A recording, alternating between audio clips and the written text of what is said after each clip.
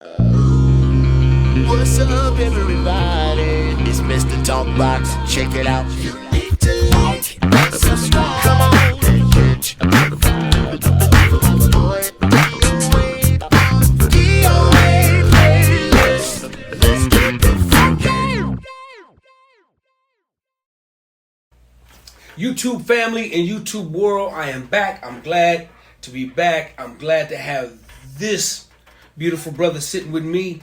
But before we get into this, because it's going to be some deep stuff that we get ready to get into, I want you to please go like, subscribe to the page, tell me what you think, leave your critiques and criticism, and tell me how you're enjoying this platform, because I'm getting a kick out of it, because I get to connect with some of my younger brothers, my older brothers, and we get a chance to hear a little bit, just a little bit of their story. And today, I got a special one. It's really special because this is my actual first time meeting this brother right here that's hanging out with me today.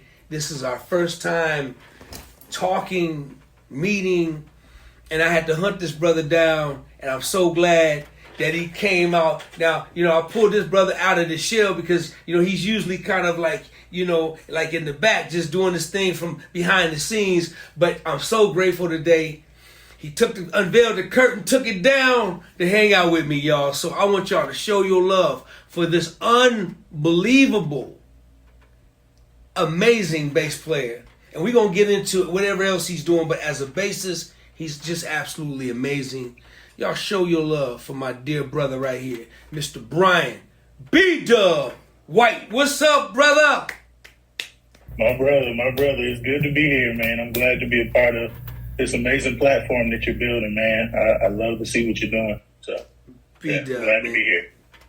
Man, thank you, man. Listen, I can't thank you enough, man, for, you told me earlier that you're not a morning person, so for you to be hanging out with me this early in the morning, and it's very rare when you come out the shell and do some interviews and hang out. But so, man, it's my honor and pleasure. And I promise you, man, I ain't gonna keep you long, man. I just, if I could, I know I could talk to you for hours, man. But man, thank you, brother, for hanging out with me, man. And I'm gonna have the chance to get to know you as well as people who follow the playlist, man. So we're gonna learn a little bit about B DUB together, and I'm so excited by having you here. It's crazy, man, because most people I interview, I've been knowing them for just for years, and just so they could tell their story and it could be out there. And it's always harder when I connect with somebody that I've heard, man. I've heard nothing but great things about you, bro. From all your peers, it's nothing but great things. And then to watch you play, I've only watched you play on the internet and YouTube and on your Instagram, man, and just you blow me away. So, forgive me, man, if I ask you some silly questions, but I'm just trying to get to know you, man, and just get to know why everybody loved Bryan B DUB White so much, man. So thank you, man, for hanging out with me, bro. I really appreciate it, man. Yes, sir. Anytime. So first of all, B, man, where you from, bro? So I'm from Compton, California, raised in South Central LA. West Coast born and raised. West Coast born and raised all your life. Yes, sir. All my life. So when did you tell me your story, man? When did you start playing bass guitar? So the weird thing about this is to my knowledge, I still haven't discovered anybody, but I don't come from an extensive musical background or musical family. As of right now, I'm one of one. So, I don't have a whole lot of people that I, was influenced by in my family or nothing like that. So, I discovered my ability to do music in church. I was one of those kids, that was after church playing on the instruments and stuff like that. And that's actually where I discovered, my love for music and stuff, just moving around on the drums, and found out I could actually play. And so started off as a drummer, and from there, when I got to, I think, middle school, the bass player was graduating. And so, just me loving music at the time, I was like, I'll learn, I'll learn how to play. Why not? So me being left-handed, I picked up the bass upside down. My first time ever picking up bass. So, there's that. And then I just, kind of just took it from there. And 25 years later, here I am, from volunteering to learn how to play. And, it ended up being the thing that, took me all over the world and had me playing on records and just from a yes. Wow. B Dub, so you started out on drums. Drums was your first instrument. Now, how old were you when you started on drums? I think I was around 4th, 5th grade. So this was probably like 8, 9, 10 years old, something like that. So yeah, I was young. Now, so in church, of course, right? In church, right? Mm-hmm. Now, were you playing drums in the church, or was there an older guy playing drums and you were just kind of sitting up underneath and watching him, or were you the drummer? So I can't remember who was playing at the time. I was just a kid one of the kids that went to the church, just at the church playing with other kids, stuff like that. And we was just messing around on the instruments. And that's when I discovered, like, hey, this is, I can play a beat. I can naturally, do this without, being shown anything. So I don't remember who was playing at the church at the time, but I eventually ended up becoming the drummer for the church. Now, how long did it last on drums before did you ever switch over to bass, or tell me how that happened? It's funny because I ended up getting fired from the church because once I discovered, went through that whole transition, like I said, with bass and everything, I got excited about playing bass and learning how to play bass. So, me being a kid, I don't, know how things work and all that kind of stuff. So I'm hired at the church to play drums. But I start showing up to rehearsal with a bass and a bass amp and all this stuff, trying to figure it out in church. And so they're probably looking at me like, what is this guy doing? Like, he's supposed to be playing drums. And so eventually another friend of mine who was going to the church or whatever kind of started playing as well. And so we kind of split the drum duty between me and him. So that kind of gave me more time to, really pick up bass and stuff like that and really get into it. So, yeah, that's how it started. Wow, really? So when did you just switch to, how old were you when you just switched to bass indefinitely, man? When you just it's just bass, it's just like, how old were you? So this happened probably around 9th grade, like transition from middle school to high school. This is when I really kind of just transitioned to playing bass fully, because also when I was in middle school, I was playing tuba in concert band. So I was already, getting familiar with bass clef, all that kind of stuff. So it's crazy how that happened with me transitioning to learning bass and all that. So yeah, I fully transitioned into playing bass and really pretty much stopped playing drums. That was probably around 99, 2000, something like that. Wow. Yeah. Okay, so now in 2000. So then what happened, man? How did it, And so from there, so I'm in high school. The band director knows that I play tuba and bass and, a little bit of keys, a little bit of drums, all that kind of stuff. But he got me kind of doing marching band as far as tuba, and then I'm kind of doing jazz band and combo, playing bass and stuff like that. And so at this time, I'm really kind of diving into, learning more about reading music and, even dabbling a little upright bass and stuff like that. I never stuck with it, but, I can bring it out when necessary. But yeah, that was pretty much the beginning stages of me kind of getting into playing bass and really just taking it to the next level.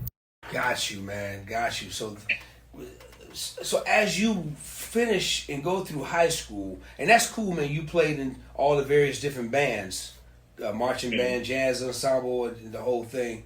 Are you still living in? Are you living in Compton, or where did you go to high school at? So I went to Washington High School. It's a very, well-known high school in the area. A lot of prominent musicians went there, and a lot of local guys went there and stuff like that. So yeah, went there, Washington High in Los Angeles, California. I still live in LA today, still in Los Angeles. So yeah, this is home. Right on, man. So after you graduate high school, man, right? So when is that when you knew that, listen, bass guitar is what I want to do. I want to make a living. I want to use my gift. I want to travel. Does that when you kind of decided all that? Tell me a little bit about that, man. Yes. So the big pivot happened when I think I was about 10th grade, when I realized, and I don't suggest anybody else to do this. This is just, my journey or whatever. But 10th grade, I kind of realized what I wanted to do with my life. I knew what it was that I was trying to do and where I was going to go and what I wanted to do and all that stuff. And I was like, this that I'm doing right now is not going to put me on that path doing that. So I shifted my priorities from school and focused more on, doing the music thing. So somewhere during that time in high school, I transitioned to, because I told you I got fired from the Baptist church. And so after I got fired from the Baptist church, I met a guy in Guitar Center. He's a drummer, and says, my church is looking for a bass player. And so I'm like, okay, I'll check it out. Church in Long Beach, stuff like that. And so I check it out, ended up meeting with the pastor. I wasn't that good of a bass player at the time. I'm still, learning and stuff like that. And so meet with the pastor. He brings me on, and I ended up being the bass player at the church for the next probably 10 years of my life at that time. So yeah, once I got introduced to the Kojic Church at that time, then that's when I really started, kind of building these relationships with other musicians and, finding out about, how things work and stuff like that. So yeah, then I got to that point, and that's when it really kind of just took off and really got fun. Got high gear. Yeah. So that's kind of like, would you say that's officially when the professional side of your career kind of got started, or it was a good job for 10 years? You were making money. You were making a living doing that. Is that the deal? You were making a living. Mm-hmm. So that's kind of like when it started. Okay, cool. So 10 years go by. So now you're in that whole the Baptist folk got rid of you. That's what you Baptist people. Baptist folks, you know what I'm saying? You Baptist people. I grew up Baptist. I grew up Baptist too. But see what y'all missed out on. So now, B-Dub, now you go to Kojic now. So then after 10 years, you go to another church, or what do you do? Okay, so before the 10-year block happens, it's something about 10-year increments that happen in my life. But during that time, that's what's happening, in the gospel side of things. But during this time, I got a friend that I had from high school who introduces me to another friend that plays keys from Carson.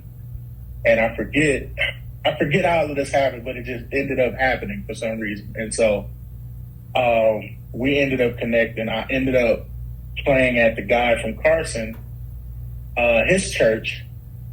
And then we all ended up connecting and started playing at another church together. And this was the beginning stages of a group called 1500 or Nothing. Yeah. So I had that side happening as well. in the early stages of me playing bass and picking up bass and stuff like that. So then we have, we're playing at First ME, the youth church, and it's me and Lawrence. Shout out to my guy Lawrence, Jonathan Powell, keyboard player, is amazing. Bam Alexander, Uncle Chuck, rest in peace, my bro Uncle Chuck. He was playing with us as well. And so, this was the early stages of that. And like I said, the beginning of my professional career, I think the first artist we played for at the time was Bobby Valentino. That was the first gig we did. And so, it just kind of took off from there. Yeah. So that's when the secular side of things started to happen. Yeah. Now let me ask you this, man. What kind of, did you get any slack or feedback, or just, kind of just negative energy from, church world? Yeah and no.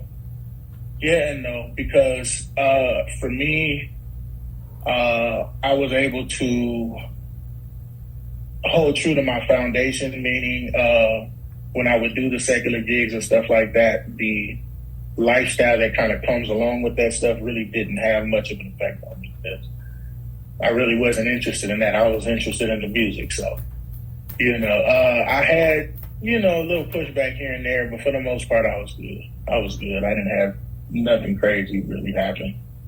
So I was able to do both and kind of keep a balance there.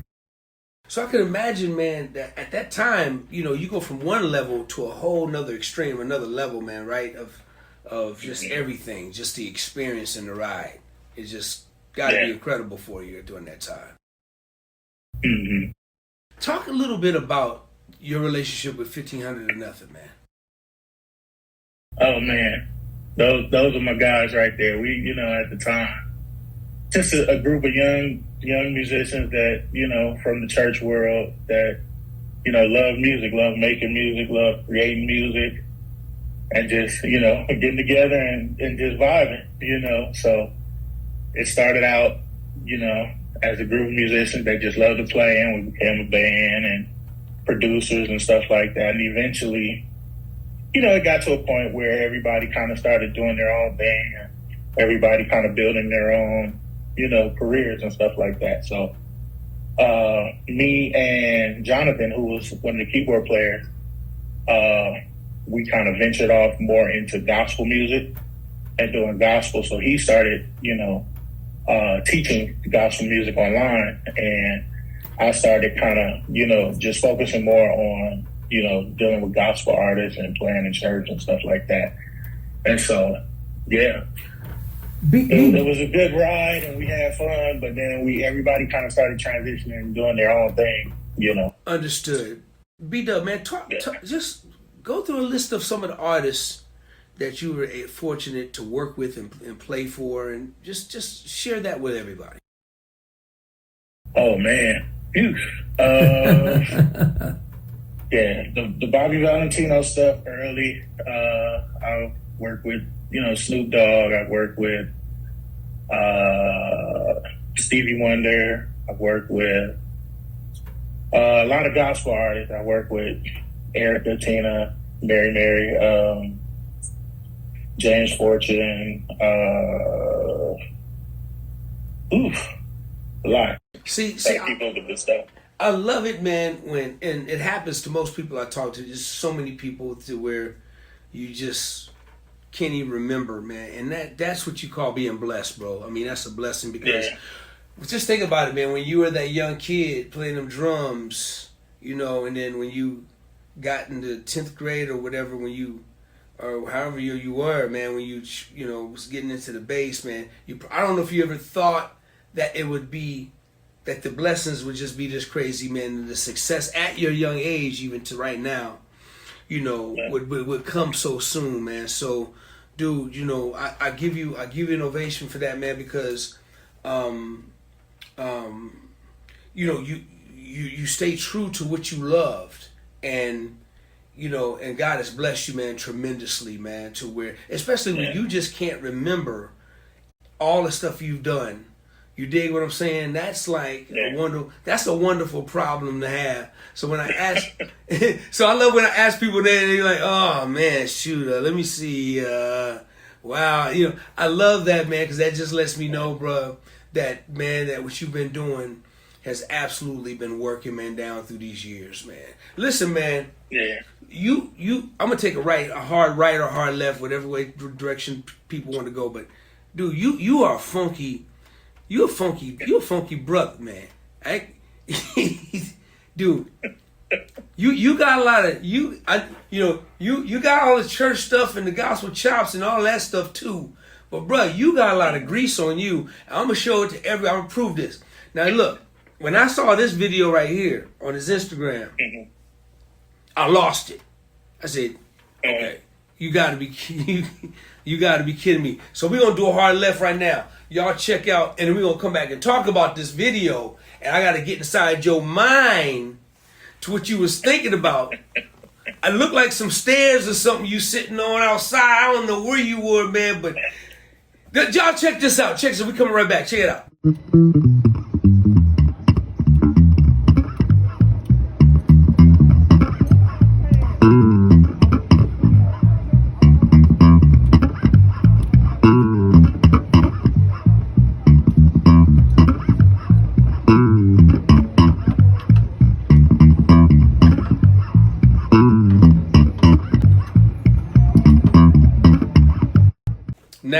Now look, that part right there, that's what the young people say now, that part. Man, look here, bruh. When I saw that clip of you just being so funky and you got some grease on you, man. And I don't know, you gotta tell me, maybe it's that Long Beach, Compton, I don't know what it is, bro, but West Coast. West Coast grease, man. But B Dub, man, so first of all, man, looked like, I don't know what you was getting ready for, but bruh, that's one of my favorite clips. And I think when I saw that, so I knew about you and heard about you and seen other YouTube stuff of you guys mashing out in church and doing all that stuff, man. I've seen a lot of stuff, but now I'm just watching you do just on some doo-doo, man, on some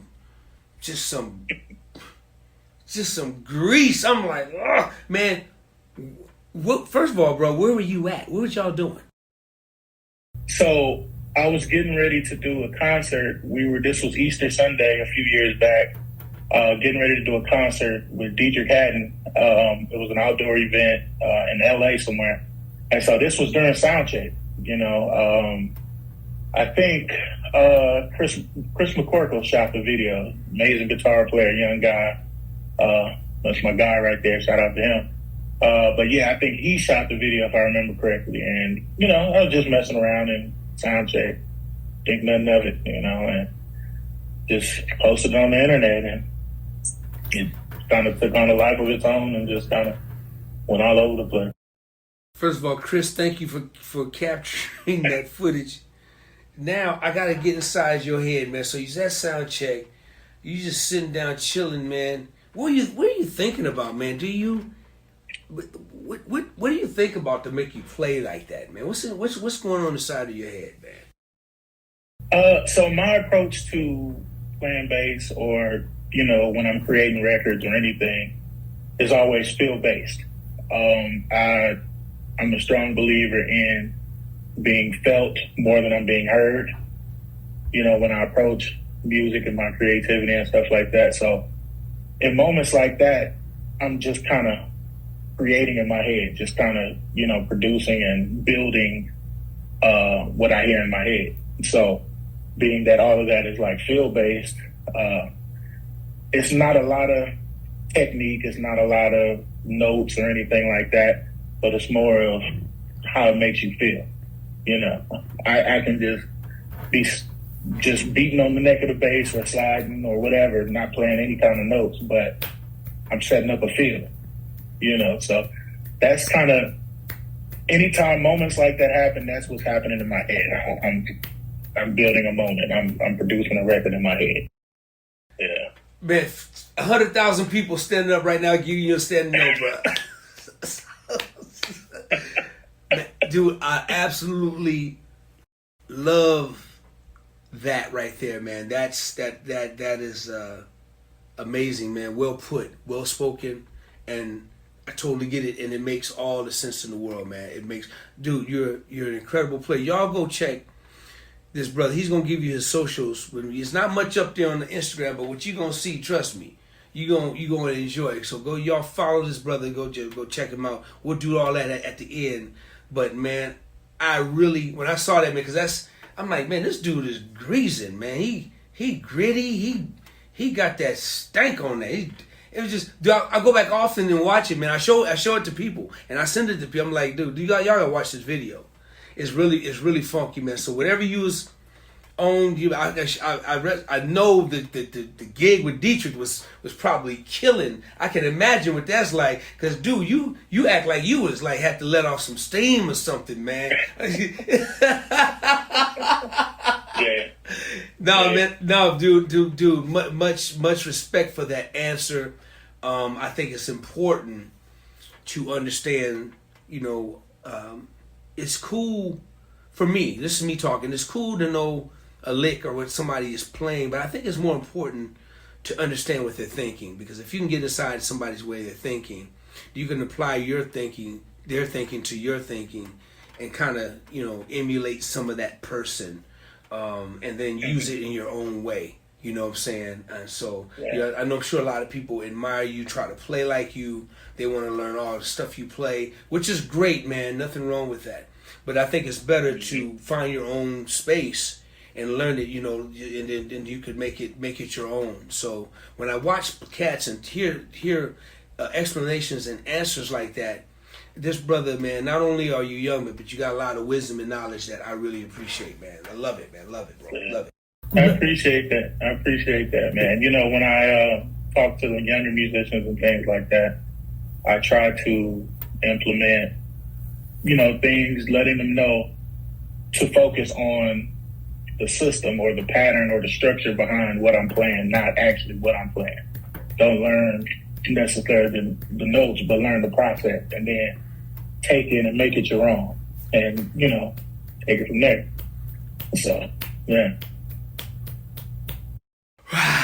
Another 100,000, man. Dude, I'm serious, man. You nailing it. You are nailing it. Listen, man, let's talk about, I'm going to let you go. Let's talk about a little bit about production. Are you producing, or what are you doing as far as that's concerned? Yeah, I'm still in production. I got into production back, like I said, back in the 1500 and nothing days. We were heavy into production and stuff like that. So that's really when I, started producing and things. And so as I got older, producing for, different local artists and stuff like that.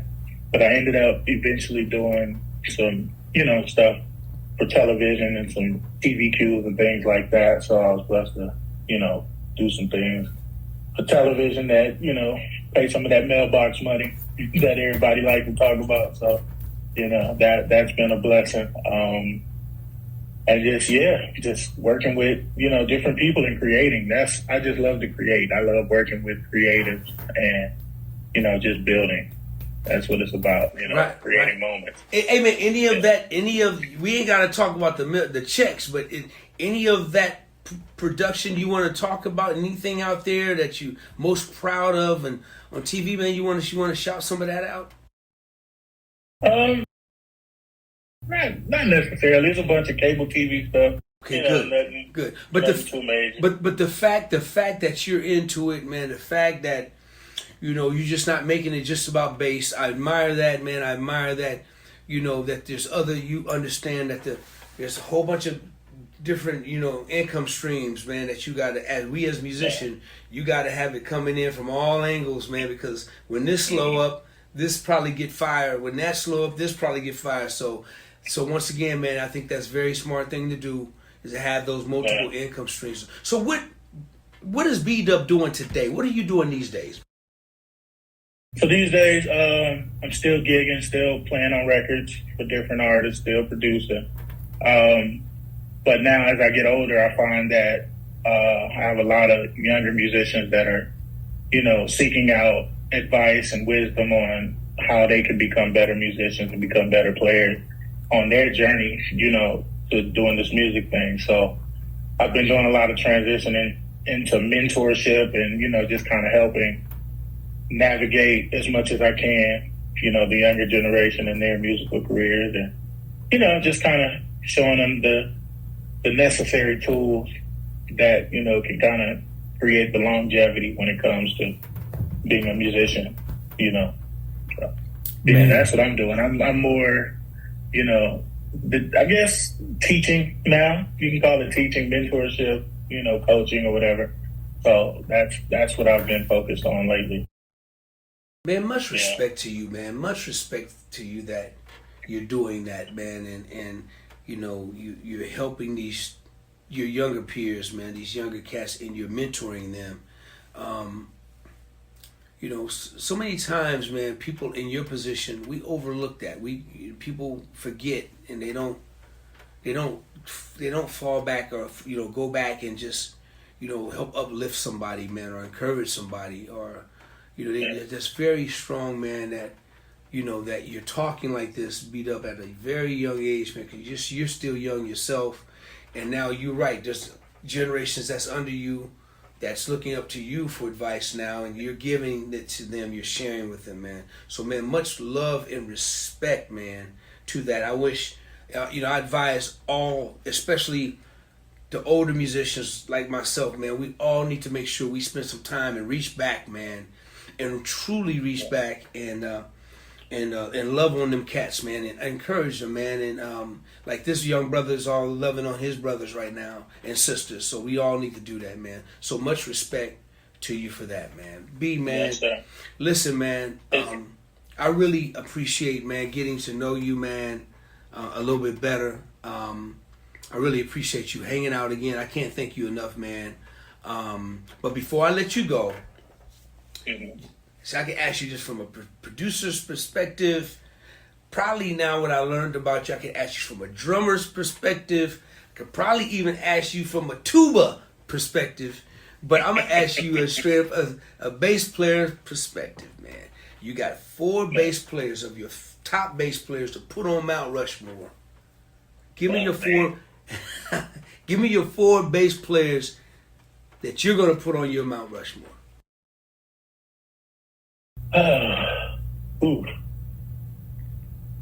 Oh man. 2 guys that definitely have to go on there.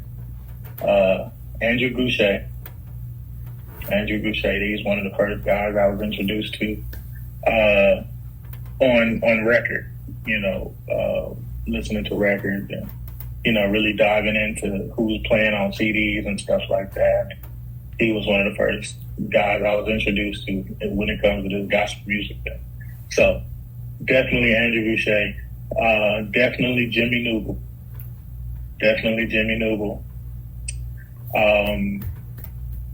Same thing with him. I was introduced to him through, the records of the time that I was young, early Judy McAllister records, the early, West Angeles stuff, things like that. So definitely Andrew Goucher, definitely Jimmy Newble.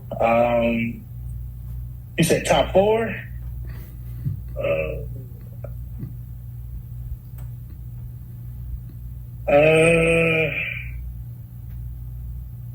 Number 3 is probably my guy, Corny Mims. He's a guy, I think I said he was from Compton, but I think he's actually from Gardena. But, he's another West Coast legend. I learned a lot from him, so he's definitely on my Mount Rushmore for sure. Number 4.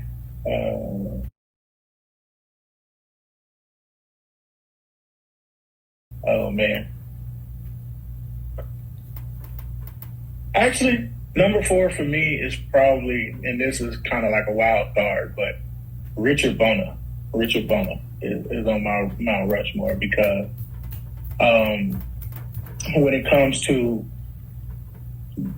coming outside of the groove and outside of feel and, playing the pocket and stuff like that, when it comes to improvising and improvisation and things like that, Richard Bona, man, that brother's crazy. Like, he's on a whole different level when it comes to that stuff. So, yeah, that'll probably be my top 4. Man, listen. I'm gonna add a thumb on there, man, because when I saw that video of you just playing all that funky grease and stanky stuff, as well as you going in and shutting the house down in church and some of the other clips that are out there, man, I'm gonna put you on there right there with them brothers, man, because I'm gonna tell you something, man. Dude, you have a special gift, man, especially from somebody in your age group, man. And there's so many of you guys that I admire. Man, bruh, how old are you, man? I just turned 39 a couple of days ago. Happy late birthday, man. But, bruh, I never was good as you as 39, bruh. I ain't good as you at 58. So I just try to let the Lord use me. So keep doing it, man. Listen, man. And I gotta shout out Andrew, man. That's I agree. I put him on top of everybody's Mount Rushmore because of the trail he blazed, man, in gospel music, man. And dude, he's just a great player. And Jimmy, man, great choices, man. Great choices, man. Listen, man, I'm not gonna keep you. B Dub, let everybody know how they can follow you and how there's some youngsters that's out there that's saying, man, I would love to talk to B Dub to be mentored, or how can people just contact you and reach you, man, and follow you? So there's Instagram. My Instagram is B Dub the producer. Pretty standard spelling, nothing crazy. On Facebook it's Bryan B DUB White, and on YouTube, it's Bryan B DUB White as well. You can follow me on any of those platforms. Reach out to me on any of those platforms, and hopefully we can connect, and I can help other people on their journey to becoming better musicians, and taking their gifts all over the world. Well, listen here, young brother, man. I got a lot of love for you, man. Respect, man. I'm just proud of our first. Just saying this to the world, this is our first time meeting, talking, and conversating, man. And man, dude, you're a wonderful dude. I feel your spirit, man, your energy, your vibration, man. Just keep doing what you're doing, man. Keep getting greater and greater and greater. And man, the next time I'm in LA, man, I'm gonna look you up, man, and hopefully we can hook up just so I can, hug on my brother, man, and just get a chance to just embrace you in person, man. And yes, sir. And I can't thank you enough, man, for hanging out with me, bro. For real. Yeah, definitely glad to be here. Appreciate you reaching out and everything. I look forward to us connecting. I definitely have to give me some lessons on this here bass guitar, man. Because you know who you are. but okay, that's cool. But it ain't about me, because everybody know what they just watched a few minutes ago on that video, and this brother don't need me to give him nothing, but just be, hey bro, I'll be your chord man. I you know what I'm saying? I just want to sit down and watch y'all play, man, for real. I mean this for everything. I'm not just talking, man. You guys are just blow me away, man. And it's just, man, I'm just so grateful, man, to see cats like yourself and all my other cats out there, man, just still doing it at a high level. Dude, that's just through the roof, man. I heard Fred Hammond. I heard Fred, my brother Fred, say it seemed like these jokers y'all just been in a room for like 10 years, just trapped, just with basses, and then you just came out and just like just all over the world, just going crazy, man. So I'm glad God is allowed me to see the new level of playing, man, of bass playing with that instrument that I've never, when he was growing up, man, it wasn't this. It was great, don't get me wrong, but now it's on something else that I totally admire and respect, man. So I got so much love and respect for you, especially after today, man. Thank you, brother. Yes, appreciate you, man. Yes, sir. Listen, appreciate it, man. Listen, man, before we get out of here, I need everybody to go subscribe to the page. Look up this brother. Go follow him. Go Google him. Go check his Wikipedia out. Go find out what records he's played on. I'm sure it's going to shock you. Go find out what records he's produced, and just follow this brother. Support him. Love on him. Let him know how much you appreciate him. B Dub, man. I appreciate you so much, my brother. Thank you, man. Yes, sir. Till next time, we'll holla. Love you, man. Take care of yourself, brother. DOA playlist. Let's get the